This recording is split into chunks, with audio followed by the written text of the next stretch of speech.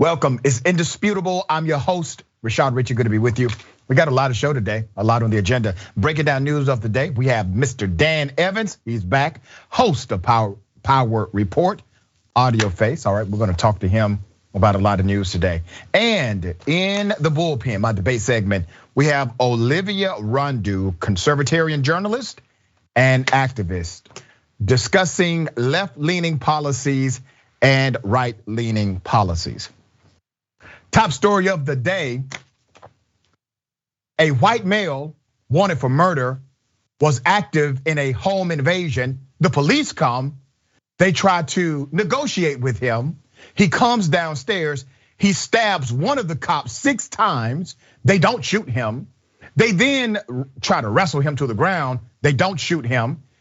He's pepper sprayed. He is tasered. They do not shoot him. And then the fight goes outside and they finally shoot him to wound him. Let's put up a picture of the suspect involved in this. Kind of figured that, didn't you? Okay, let me give you some background to this story. Sandy Springs, Georgia. This story does not have much national attention. We're gonna give it some more because it's important to highlight the nuances involved in this case. New body camera video shows the moment Sandy Springs police confronted a home invasion suspect. Now remember, home invasion suspect who would later go on to stab an officer 6 times. The suspect that you just saw, his name is Matthew Lands, would later be arrested on charges that he murdered the couple who lived next door to his Ackworth home days earlier. Let me show you the screenshot. We have 2 of them. The screenshots of when Matthew Lands literally came downstairs and stabbed the police officer. It is important to note that while you only see one police officer in this frame, there are multiple police officers in that room who witnessed the stabbing of this cop, witnessed it multiple times, and none of them, not one of the officers, decided to shoot Mr. Matthew Lands. The story gets deeper. Let me give you an image of the wounds that the officer sustained. Those are the stab wounds. He could have easily died. Now, you know all of the talk about when unarmed men in particular, or unarmed black people, have a back and forth with the police officer, and the police officer says, well, I was in fear for my life. I had no other choice. So you mean to tell me that when there's actual fear, when there's an actual weapon, and when there's actual attempted murder of a police officer, you all still are able to apprehend the suspect and give that suspect due process rather than a death sentence? Fascinating. Once again, put up the picture of Mr. Matthew Lands. Okay. Police say Lands, 22 years of age, shot and killed county firefighter Justin Hicks and his wife Amber in their home on November 18th, 2021. Lands' home shared a backyard fence with the couple who had a 2-year-old son that was left unharmed. 2 days later, Lands then broke into a Sandy Springs home, this is in Georgia, and confronted a woman and her son who lived there. New body camera footage obtained by Channel 2 investigative reporter Mark Winnie shows the moments police arrived at the home and they tried to negotiate with Lands. They tried to get him to come downstairs, which he did. They said, and I quote, hey, come on down, man, come on down. Officers tell Lands on the video, come down right now. We'll go next door if you want to. At some point during the negotiation attempts, Lands pulled a long hunting knife that officers did not initially see as he's coming down the stairs. When they tried to take him into custody, he started stabbing one officer who has asked not to be identified. The Sandy Springs major told the local news affiliate and I quote, "One of the wounds the officer received was directly in the back of his neck, and it barely missed his brainstem at the base of his skull. One of the additional wounds was in the side of his neck, which was within millimeters of his carotid artery, his jugular vein, if you will. In that area, it was a very large knife. The wounds were extensive." Kane said that even after the attack, capturing Lance was not easy. He was tasered, which did not stop him. He was then hit with pepper balls, which did not stop him. Police eventually shot him to wound him. It took 4 officers as the struggle ensued inside the house and even outside to the lawn, but he is alive. They did not shoot to kill him. They were shooting to stop him. They tried to escalate as his force was already worthy. They tried to de-escalate as his force was already worthy of him being shot and killed. Now, I'm not advocating that Mr. Lance should be dead. I am saying that if they did kill him, I would not be surprised, nor would they have been wrong. They would have been completely within their legal right and in their ethical right to kill Mr. Lance. That's keeping it 100. The man came downstairs and he tried to kill a cop. It is what it is. But he is living. He will go to court. He was not killed. After he stabbed the cop, not one of those cops, think about this, not one police officer pulled out their gun and started shooting him. Not one. And you have a room full of cops who just witnessed one of their colleagues being stabbed multiple times. Now, one cop said it's time to put him down. Why? An unarmed black man in that same situation dies. Every day in America, somewhere this happens, gets shot. There's no de-escalation once you come downstairs trying to stab a police officer. I'm bringing this to your attention because I want you to see the narratives don't fit. When there's a black man involved or an unarmed black person involved, you routinely see the police officers will go to a narrative to suggest that they had no other choice, and damn it, that is simply a lie. This shows you proof positive, the choice is always there. Now, we could argue the legalese all day. We can talk about what's within their legal authority and what is not. Here's what we know for sure. They have a spectrum. They have a wide range of opportunity and response. For whatever reason, these police officers decided to maintain the life of Matthew Lance. Now you have to debate. I have to debate as to why. My dear brother, what are your thoughts on this one? This is a really interesting story, and I'm so glad we're bringing it to people's attention because the truth is, this is one of those cases where we're often railing against police procedure for the police officers going in and shooting first and asking questions later. But this is a time where rarely, thankfully, supposed police procedure was followed. When we say, well, shouldn't the cops have done every measure they could have before using violence and then, or like before using lethal force and then only using lethal force to stop someone and not with the intent to kill them, as a last ditch effort. We argue this so many times and so often people say, oh no, the cops feared for their lives, very much as you were just describing. But ultimately, as it turns out, there are procedures in place. Cops can act on these procedures. It's just very interesting when they choose to and when they choose not to. It's when they choose to show empathy, like when you had that infamous case of Dylan Roof being shooting up a school and then being given Burger King by the police officers who were arresting him afterwards. It's the times when these people are given humanity versus when they are treated as these are threats that need to be put down immediately. And hopefully officers will see this as an example and go, okay, hey, we can approach these cases and we can survive and we can like move through this another day. But unfortunately, that was that officer who got stabbed, and thankfully they're okay as well. I'm not saying that Mr. Lance should be dead. I am saying that George Floyd should be alive. That's the ultimate point I want to bring home with this story. Obviously, this is tragic for that officer. I'm sure those wounds were extreme, and that is not what they expected. But the reality is, If you treated black people like you treated armed white people, everything would be fine.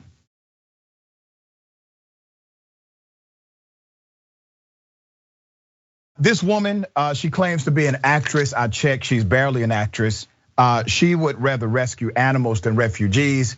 Here's her commentary at her city meeting. First of all, I'd like to say all lives matter. I don't care what color you are. That's the problem here. I really believe all lives matter. And by the way, thank you for our law enforcement back there. They're making Santa Clarita a very nice place. But I am concerned about what I'm reading about the Afghanistan refugees.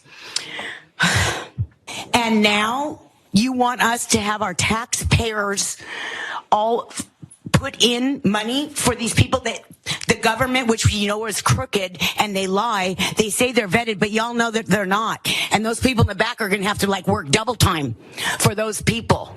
When does American people come first? I know you guys understand what I'm saying, and I kind of lost where I'm at, but all I trust in you guys. I do. I really do. I'm not going to yell at everyone. I'm getting tired of the human race. We say all lives matter. Well, you know what? I rescue animals, and I'd rather rescue animals than humans because we're all kind of not working together. Let me point out the hypocrisy of all of this. Number one, she started with all lives matter. Obviously, the only lives that matter in her world are the lives that are white, because she's talking against lives that don't look like her, while at the same time uplifting the protection of animal life, which we all protect animal life if you're a decent person. But think about the irony of her proclamation here. She is not humans first. She's not life first. She wants you to believe that. She wants you to think that. She wants you to believe that somehow her particular brand of politics and her sentiment and expression is a human first expression, but it's not. She said it if you caught it. American first, right? What does American first mean in her world? American first obviously does not mean Black Lives Matter. American first does not mean that America does what's right by our brothers and sisters who are from other nations. America first means you do what's right by white America. That's it, nothing more. Now I'm sure this woman, if you go to her home, she has a picture of white Jesus somewhere. She has a holy Bible next to her bed possibly, and she goes to church every Sunday and Wednesday, while at the same time downgrading the value of actual humanity. This is what we're dealing with. My dear brother, what are your thoughts on this? So many thoughts. It's amazing that she contradicted herself so many times in that video. She cares about all people, but she would rather save animals because she doesn't care about the human race. And right. Humans are bad at getting along together, but all lives matter, but screw the Afghans, who we don't trust because we don't trust the government. Unless, I think we'd be singing a different tune if there were a person in a different party in office for her. But ultimately, what I want to emphasize for people, because it's something I've unfortunately seen when I've been working in activist spaces with a number of different groups, but I've noticed in animal rights spaces as well. There's so much of a love for animals that it supersedes the care for human beings, when there should be both. Like, we should care for animals, we should care for human beings, we should care for the lives of all of them mutually. And so that means that you have to go past animal rights activism, for example, and look at racial injustice, look at how environmental racism exists and impacts people. There's so many different angles to these things that helps you become a better, person in the human race, uniting together, and not like a Karen at the, of course, Santa Clarita City Council or City Hall meeting, speaking all that nonsense. Yeah, and people like this, I don't even think they are sincere about domestic pets. I don't think they actually care about animals in that way. For years, brother, I actually rescued cats. My schedule just got too crazy for that. And it's a remarkable community. And what I've learned is that people that actually are connected to that community sincerely, authentically, they care deeply about humanity as well. It's the people who really don't care about the survival and the fair treatment of our domesticated pets, but they want to pretend as they do. Those are the ones where you see the disconnect. Okay, a group of bully cops They just run up on a man. Here's what they did.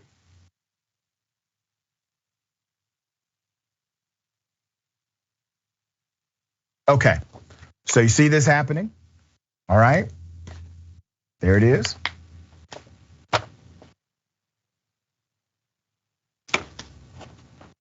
They just push the guy down, talk trash to him, and leave. I mean, that is textbook gang activity, okay? They run up on a guy, knock him down, talk trash. Okay, now we can go. Let me give you some background to this. This is in Des Moines, all right? Never before seen video, but we know this came from 2020. The Court Avenue District Security camera shows 3 Des Moines police officers dressed in riot gear crossing Court Avenue near 4th Street. They approach a man who was walking west on Court Avenue. They grab him, turn him around, then push him to the pavement. The officers pick up something, possibly his cell phone. And then everyone walks away. Okay, thugs, all right? Harvey Harrison, founder of the Des Moines Social Justice Group, said it's not okay. Let me give you some background. He said it's not okay for anybody, including Des Moines police officers in full military uniform, what appears to be militarized garb, to come up, knock a person down on the street and apparently pick up their cell phone, which what it appears they did. But in their pocket, put it in their pocket and walk away, that's not okay. And I agree with that local activist. He said he is not sure who the man in the video is. And he's not sure why someone waited until now to hand over the video. But he wants police to investigate to determine whether or not their officers acted appropriately or not under the circumstances and within the framework of their own rules, Harrison said. Now, we know good and damn well what you just saw is not part of any protocol, okay? Here's what the cops will do. They will say things like, we're launching an official investigation. We're going to see all of the details before we make a decision. There's no way, there's no new information that would justify what you saw in that video. Let's put up a picture of the chief, since we cannot identify these cops and we are not able to identify the victim. We do hope he comes forward. In a statement to KCCI, Des Moines Police Chief Dana Wingert said the video was observed on social media and an investigation was immediately initiated. That's what he said. The chief also said our policy on conduct is very clear, and compliance in this regard would be the focus of our investigation. The Just Voices Iowa nonprofit group also wants Des Moines police to study their overall response during the 2020 protests. There is no question in my mind that the Black community in Des Moines is targeted and is disproportionately impacted by police actions. That has to change, Harrison said. The Just Voices Iowa group said it has additional videos and is seeking more videos showing Des Moines police activities with the idea to encourage police to do a deeper investigation into what happened in 2020. You know more videos do exist, okay? Here's what we know for sure: when things like this happen, they never happen in a silo. They're part of a culture. Now, yes, the police chief can cite policy all day. He can say, we're looking into this and compliance is going to be the #1 issue. Compliance and policy is not your #1 issue, chief, it's culture. And while you're still talking reform, I'm talking replacement. See, once a culture gets so corrupt and so rotten, there is no policy that can correct it, not en masse. You now have to transfer individuals because the people are so rotten they cannot be transformed. That's where you're at in Des Moines. My brother, thoughts? Yeah, I don't know if you're able to cue the B-roll again, Craig. No worries if you can't. But the thing that I saw that really highlights what you're saying, Dr. Rashad, is that there needs to be a culture of policing that should be better. Thank you. Because you see the 3 cops approach the guy, but you see, I don't know, maybe it's a cop or a paramedic or whoever, stand back and watch. I want that guy punished too, because in order to address this culture of policing that you have right here, we need to have officers who, when they see something, they say something. They say, hey, listen, I don't care that we like work together. We're supposed to uphold this like police force. We have to maintain respect in the police force. I don't like seeing that because that makes my job harder. If that officer has, if a good faith police officer has to go into a black neighborhood and like solve crime and like ask questions or whatever, we're not gonna be telling him anything because they have this culture of the police don't trust and care about us. They're just a gang essentially. And video example evidence of when you have video evidence like this and the response of the police chief saying, we're gonna review the evidence and then talk about it for 6 months, then give you an answer, shows people what they need to know with who the police stand for. They're for protecting themselves, not the public. There's one expression that came directly from the Black Lives Matter movement, and that was duty to intervene, duty to report. Now you have laws throughout states that say cops have a duty to intervene and a duty to report. And if they do not, when they see a fellow officer doing something illegal, they too can be charged. Well, we have to start not only implementing those laws nationwide, but we also have to make sure they are properly enforced so that the culture can start transforming. We got more on the other side. It's indisputable, stick and stay.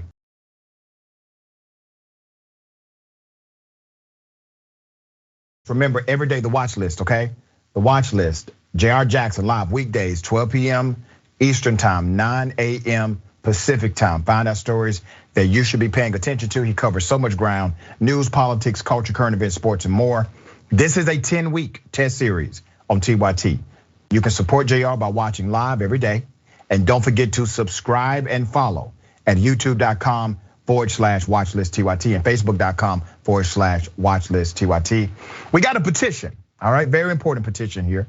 We need your help to get 10,000 signatures to stop using DNA against sexual assault victims. It's wrong, it's likely unconstitutional, and it is unreasonable, all right? This can also discourage sexual assault victims from reporting sexual assault crimes against them. Very important, we signed this petition. The San Francisco Police Crime Lab and all local and federal crime labs must stop entering sexual assault victims' DNA into a database for future prosecution. This is bad, this is wrong, all right? Sign up, sign a petition, tyt.com/petitions, tyt.com/petitions. Also, 20 years, TYT has been bringing it to you. We got a 20% site-wide discount. Shop tyt.com, shop tyt.com. Don't forget to pick up your I Wish a Karen Would t-shirt and or hoodie. Anti-Karen t-shirt and or hoodie, and so many other items. Also, we got 2 new items: 20th anniversary merch and Canvas 2022. Aspiration has the first ever credit card that gives users the ability to eliminate their carbon footprint. Each time the card is swiped, Aspiration's global partners will plant a tree. Now you can fight the climate crisis through your wallet, all right? This is a great, great connector. You can get cash back while doing so. Real simple. To get more information, find out how to do this, tyt.com/0. tyt.com/0. All right, TYT member, Colorado Blue Blazer regular says, the cops has probably recognized him from their Proud Boys gang meeting. Talking about the guy who got every break known to man. Ladies and gentlemen, I wish a Karen would. You want to call the police on them for having a barbecue on a Sunday. I feel great! Back off! I'm going to tell them there's an African-American man threatening my life. Let's box out. There's black. There's a difference between black and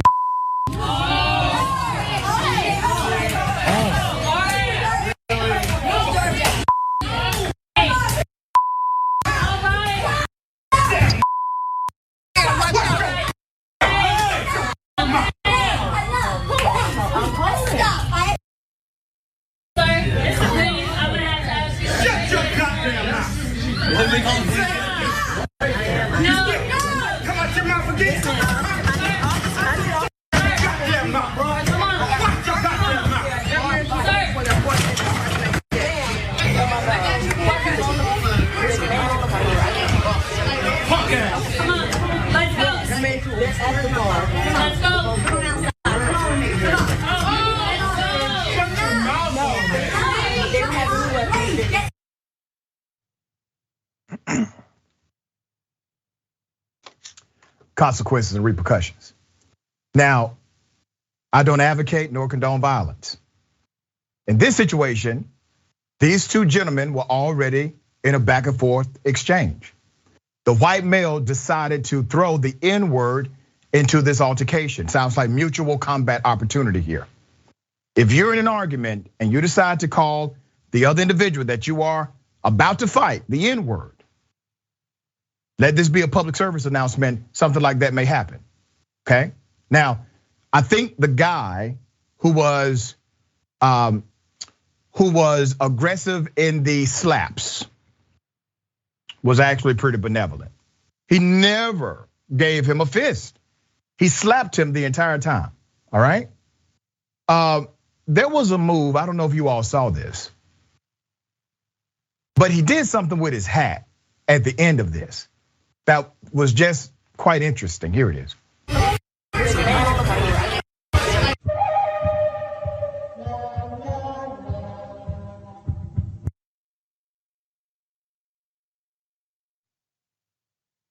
Damn. I'm sorry, guys. That's a cool mofo. Listen, I get it. No advocating for violence.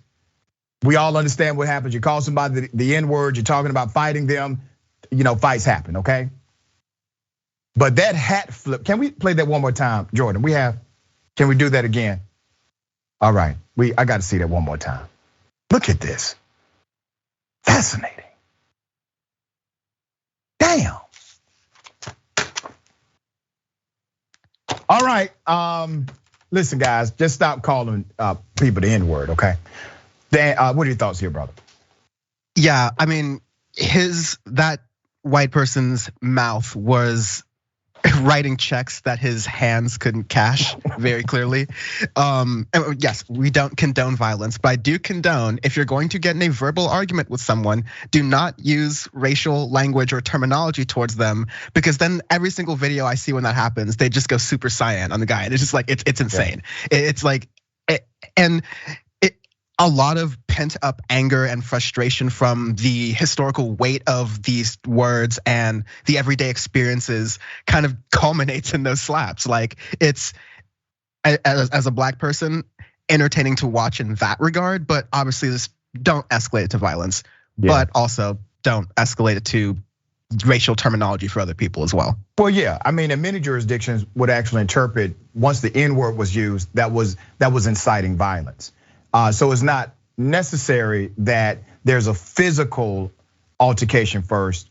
If it's an aggressive approach and an inciting of violence, that means through your verbal speech, then self-defense can be applied immediately. And that's what I saw here. If I was in a court of law and I had to defend the black male, that's exactly how I would defend it. All right, there's a cover-up, an extreme cover-up.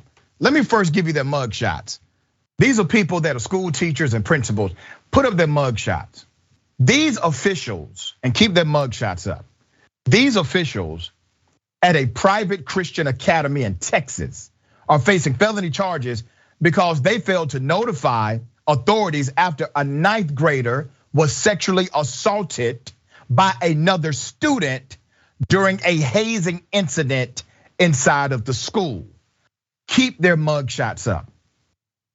3 administrators and 2 athletic coaches at Midland Christian School are identified in an arrest warrant affidavit obtained by the Daily Beast.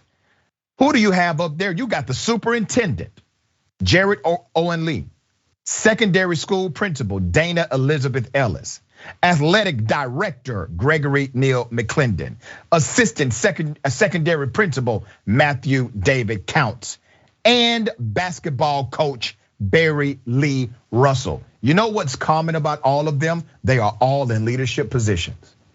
And all of them engaged in a conspiracy to cover up a violent sexual assault of a student. I'm gonna give you the background to this. It's horrific, all right? The Midland Christian's website proclaims, it says this, and I quote, "We are motivated in all facets of our faith in Jesus Christ, attempting to serve as a reflection of God's unconditional love for all people. We seek to honor the Lord in all that we do by operating Midland Christian School in a manner consistent with biblical principles. It is important to us that every word and deed engaged in by Midland Christian School, its employees, representatives, volunteers, and students be consistent with and in furtherance of Midland Christian School's religious purposes, both publicly and privately. That's what they say about themselves, all right? But here's the reality of who they are. But the 5 school officials apparently did not live up to those tenets following the alleged January attack, which was first exposed by Midland Reporter-Telegram. On January 28th, a detective with the Midland Police was notified about a possible sexual assault of a child that occurred 8 days earlier after basketball practice at Midland Christian. In an interview with authorities, the unnamed victim said he just stepped into the locker room to get changed when the lights turned off. Someone said it was freshman initiation day and the 10th grader began hitting the 9th grader. It gets even deeper. The 9th grader's hands were pinned down and he was flipped over onto his back, the affidavit states. He was then sexually assaulted with a baseball bat as other students looked on and cheered, according to the affidavit. That is criminal, that is perverted, that is evil. What I'm about to show you next, words cannot describe how perverted and evil these administrators are. February 11th, police investigators showed up at Midland Christian and spoke with Ellis, the principal of the school. She told cops that she was in fact aware of the incident and it had been documented. Wait a minute, we're talking about basically a rape. And the principal says, well, it's been documented. Ellis said Lee, who's the school superintendent, was the only one who could access the files. That's what she's telling the police, okay? When Ellis told Lee about the incident, Lee ordered McClendon and Counts to, and I quote, conduct an investigation instead of notifying law enforcement or another state agency. Now, here's why this part is very important. They have a legal duty to report the abuse. There is no option here. They have a legal duty to report child abuse, child sexual assault crimes. They cannot simply do an internal investigation, write a summary, and keep it internal. That's against the law. There's more. But when Lee contacted police on February 14th, he refused to answer any questions. The superintendent refused to answer any questions or provide the documentation to which Ellis had referred, demanding that cops get a search warrant instead. Well, guess what? They damn sure did. The warrant was granted and executed that same day. Here's what they found. During the search, investigators were given access to notes written by McClendon and Counts, talking about the coaches, that documented the incident according to the affidavit. In emails between all 5 that were reviewed by police, it was made very clear that a sexual assault had occurred and the school had a duty to report. The affidavit continues, noting that there were multiple emails exchanged and that several of the administrators refused to report the incident. Once again, I highlight these stories because I need parents to be aware that real monsters exist in the world, okay? Listen to your children, make sure there's an open line of communication. This young person who was violated in this way spoke to somebody, had a conversation. That information got out and made it to law enforcement. Everyone failed him. This is a systemic failure. Everybody failed him at that school. His peers failed him. His principal failed him. His school teachers failed him. The rest of the administrators failed him. And upper management, being the superintendent, all failed this one student and did absolutely nothing to correct nor to provide justice for what happened here until the police got involved. I am applauding police involvement here. I'm not anti-cop, I'm anti-bad cop. I'm anti-bad teacher, I'm not anti-teacher. Once again, the cover up. Put up their mug shots.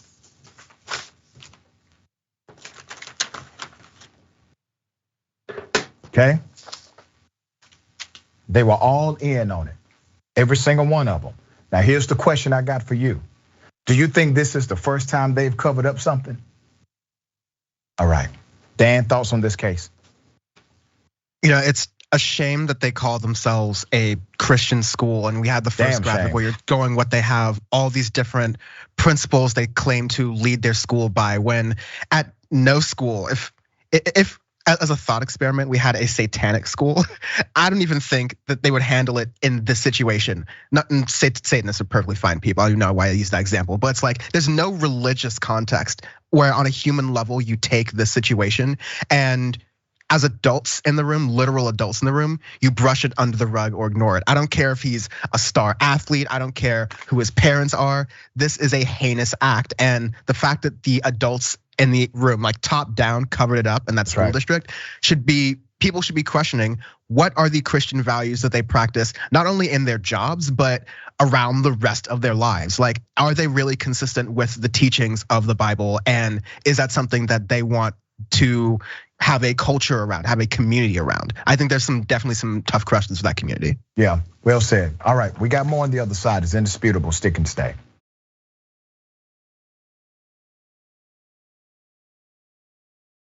A cop on paid leave after kicking a man who was already kneeling.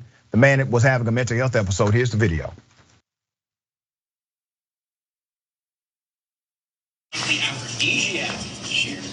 On the ground, on the ground. On the ground before you get tased. Turn around, get on the ground. Hold on, Mama, I'm there.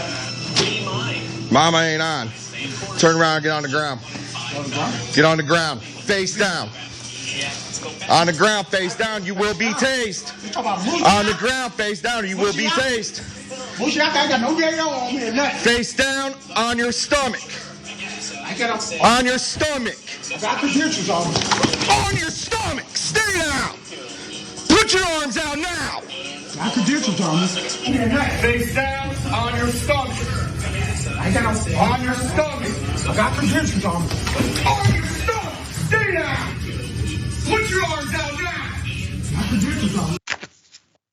The man was having a mental health episode. The police officer was well aware that this was a mental health condition situation.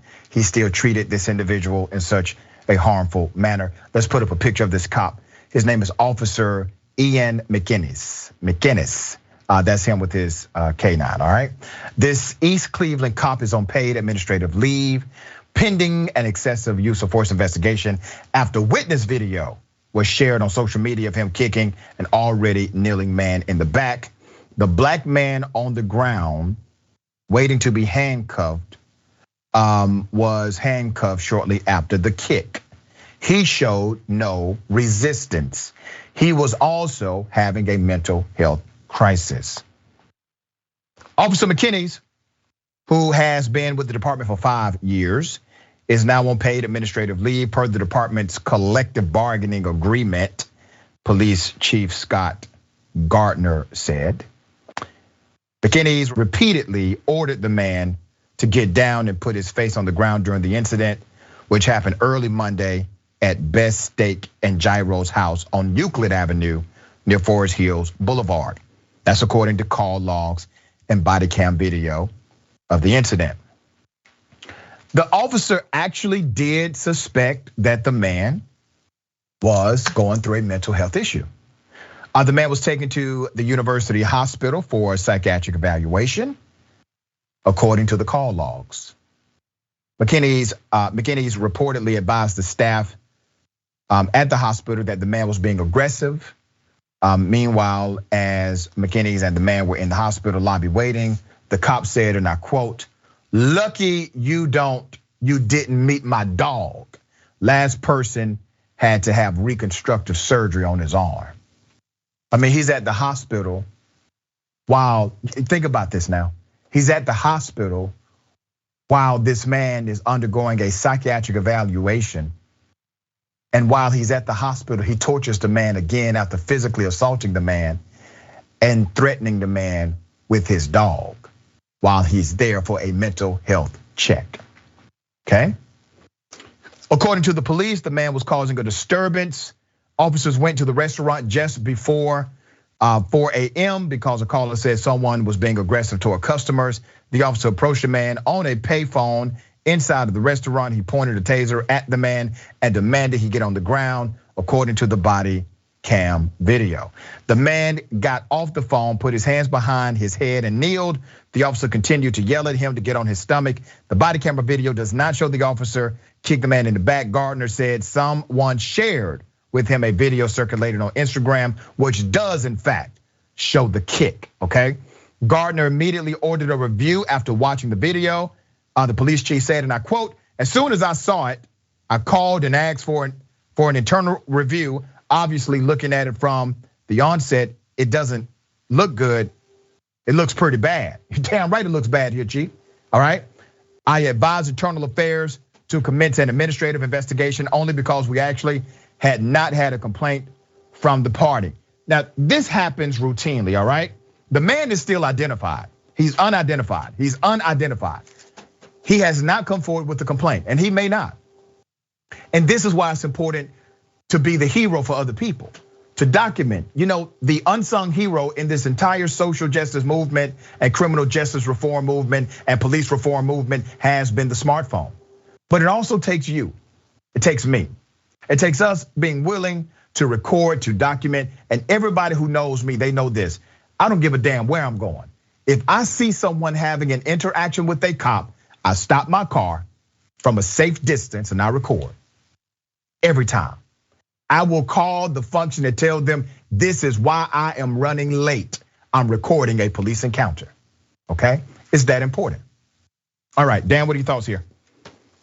I think that's really good advice for us to have because we've shown time and time, year after year, that the police unfortunately too often do not protect and serve people. So it's important that we can at least, again, from a safe distance, because too often police officers will then retaliate against people who are practicing their right to record officers on duty. But people should be able to use their phones to record this and document these things so that, if things go perfectly fine, it's normal, good. But if things don't, then there is a resource for the victim of that police encounter to be able to use in the court to get some amount of justice, because very rarely or not often enough is justice served in these cases.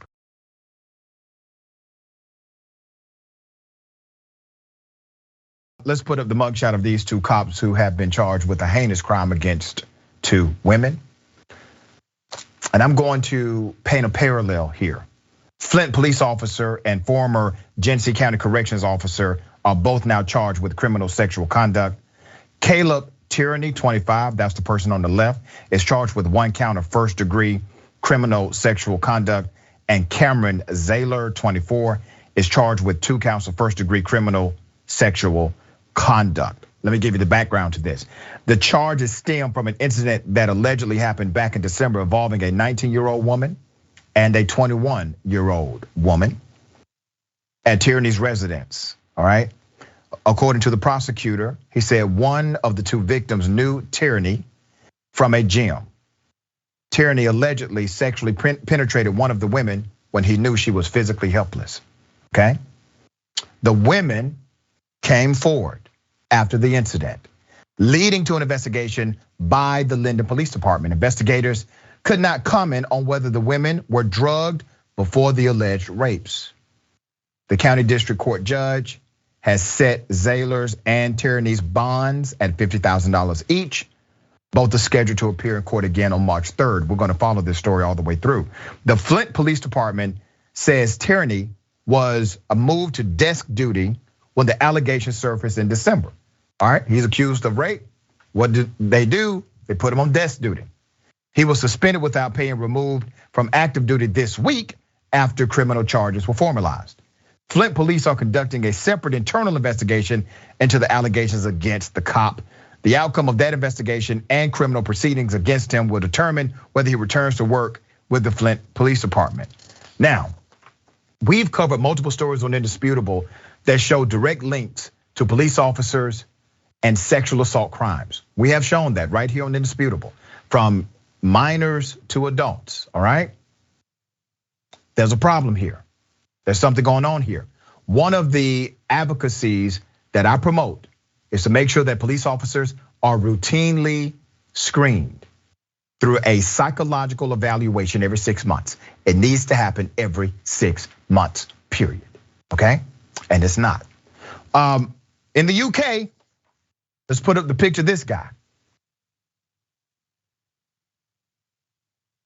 David Carrick, 46 years of age, is facing charges that he raped 8 women over an 11-year period. He's a cop in the UK. He was first charged in October with raping 1 woman after they shared drinks in the town. The cop, who was off duty at the time, then allegedly raped the woman at a Premier Inn. 3 more women came forward following his first court appearance, and he was charged with 19 additional offenses.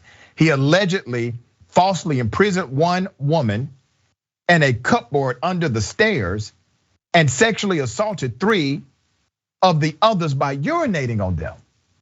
Put up his picture again.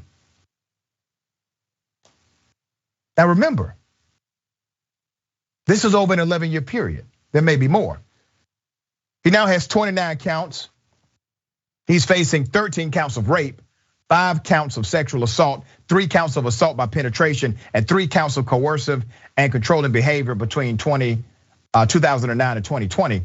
He was also charged with 2 counts of false imprisonment, 1 count of attempted rape, 1 count of attempted sexual assault by penetration, and 1 count of causing a person to engage in sexual activity without consent. The cop allegedly carried out the attacks while serving as an officer, all right? Now, here's what needs to happen, okay? Typically, we contextualize the stories as it relates to police connected to the civil rights of those they encounter during a traffic stop or a possible criminal offense. But let's be very clear. There was no pretext for a traffic stop or anything like that with these cops. We need cops to all go through psychological evaluations on a regular basis, not just to catch the stuff that they do on record, but to also catch what they do off record. This is a deeply rooted psychological issue. This man is evil. This man is a serial rapist. All right, Dan, extreme but true. The fact that you have a culture of policing internationally that will allow people like this in the force, and I am speculating, but I highly doubt that this was kept secret. Like, I'm sure someone in the police force knew about what was going on, because for it to be systemically happening over so many of a year's period, it shows a pattern in policing that I see internationally, unfortunately, where they believe that they are above the law, and so therefore they can practice within it and then become criminals themselves. It's heinous, it's sickening, it's disgusting.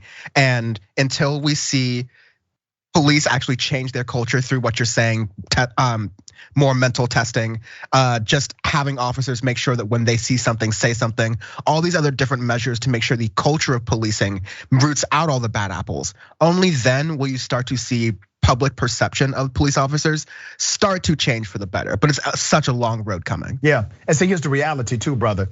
If you are a psychopath, if you are bigoted, if you're violent and you want to get away with it, become a cop.